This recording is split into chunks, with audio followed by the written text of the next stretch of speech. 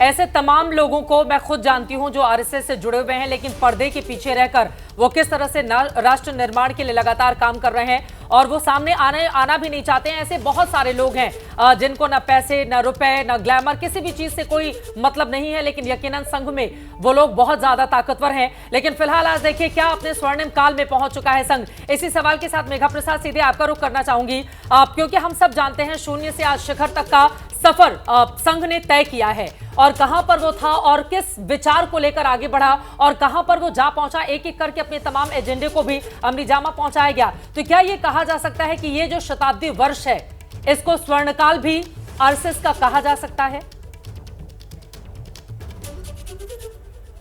बड़ा अच्छा आपने ये सवाल मुझे पूछा, क्योंकि यही सवाल मैंने बार बार, अगर आपको याद होगा पिछले महीने जब हमारी कॉन्क्लेव थी, यही सवाल बार बार मैंने और अरुण कुमार जी को पूछा था स्टेज पर। सह सरकारवाह है वो आरएसएस के, पहली उनकी इंटरव्यू थी किसी भी न्यूज़ चैनल के साथ, वो हमारे साथ बैठे थे और ये बात मैंने 3 बार उनसे स्टेज में पूछी कि क्या ये आरएसएस का स्वर्ण काल है या नहीं, उनकी नज़र से, आरएसएस की नज़र से। और उनका जवाब बड़ा इंटरेस्टिंग था। एंड में भी आते मैंने वापस दोहराया कि आप मुझे बताइए, क्या आप समझते हैं कि आप पीक, आरएसएस अपनी पीक तक पहुंच गया है?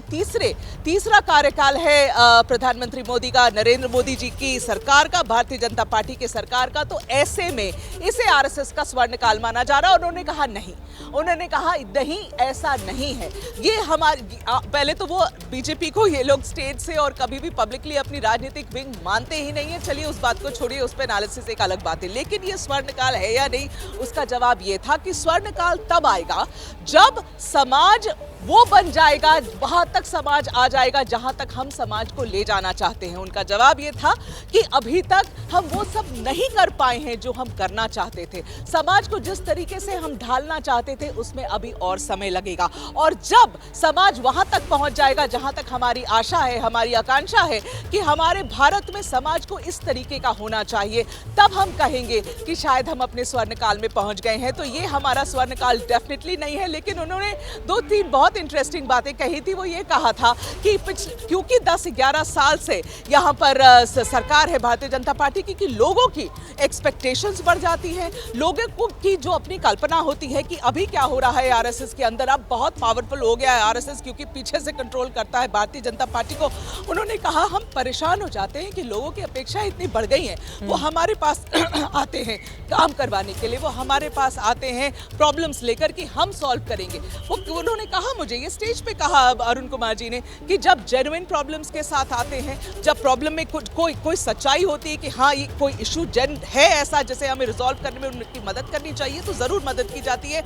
मगर बहुत तरीके की चीजें लेकर लोग आ जाते हैं, किसी को अपना काम करवाना है, किसी को अब बहुत सरकार में कितनी तरीके के काम होते हैं, चित्रा, ये सब चीज़ भी, ये सारी चीज़ भी आरएसएस की तरफ जाते हैं। और उनका जवाब बड़ा अच्छा था। उन्होंने कहा कि जब ऐसे लोग हमारे पास आते हैं ना और उनको 2-3 महीने में समझ में आ जाता है कि गलत दरवाज़ा खटखटाया उन्होंने, हमारे पास उनका कुछ भी नहीं होगा, ऐसा कोई काम नहीं होगा जो सरकार से वो करवाना चाहते हैं, जो काम इनके हिसाब से ठीक नहीं है, फिर वो 2-3 महीने में खुद ही अपना रास्ता ढूंढते हैं, दूसरी जगह जाकर अपनी काम करवाने की कोशिश करते हैं। आरएसएस नहीं करेगा।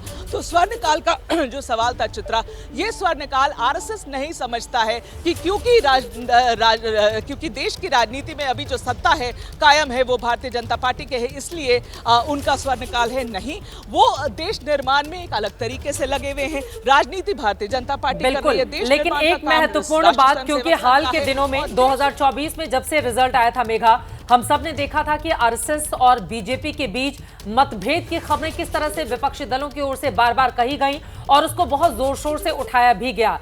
लेकिन आज ये तस्वीरें देखकर कम से कम जो हिंदुत्व की विचारधारा को मानने वाले या फिर इस विचारधारा पर जो तस्वीरें आप देख रहे हैं आरएसएस की अपने खुद की, हालांकि हाल ही में जब पुणे में मोहन भागवत ये कहते हैं कि हर मंदिर में हमें शिवलिंग नहीं ढूंढना चाहिए और भी बहुत सारी बातें उनकी ओर से कही जाती हैं, तो उस पर विस्तार से चर्चा भी होती है। ये सवाल पूछे जाते हैं क्या नए तेवर और नए कलेवर के साथ आरएसएस सामने आएगा? क्या आरएसएस अपने आप को बदलते वक्त के साथ चेंज भी कर रहा है? जल्दी से मैं जो बंच ऑफ थॉट है उसका जो हिंदी संस्करण है विचार नवनीत गोलवलकर साहब की ये किताब, उसमें जब मुस्लिम समस्या को लेकर वर्तमान समय में हिंदू मुसलमान की राजनीति कितनी ज्यादा हो रही है, इस बात से आप इनकार नहीं कर सकते।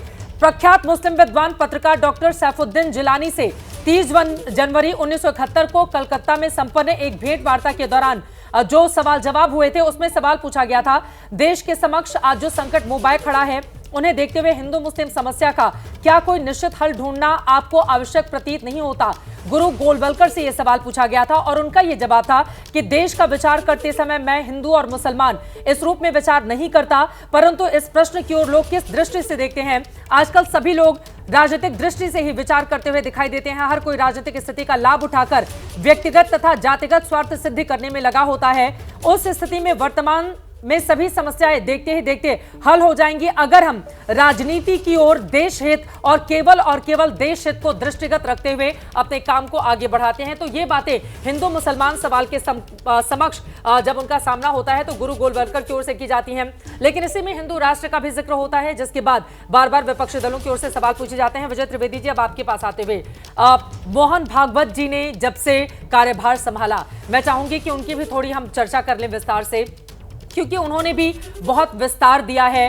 राम मंदिर भूमि पूजन के दौरान भी वो अयोध्या में थे और उसके बाद जब राम मंदिर देश दुनिया के सामने आता है उस समय भी हमने देखा, उनका संबोधन सुना था।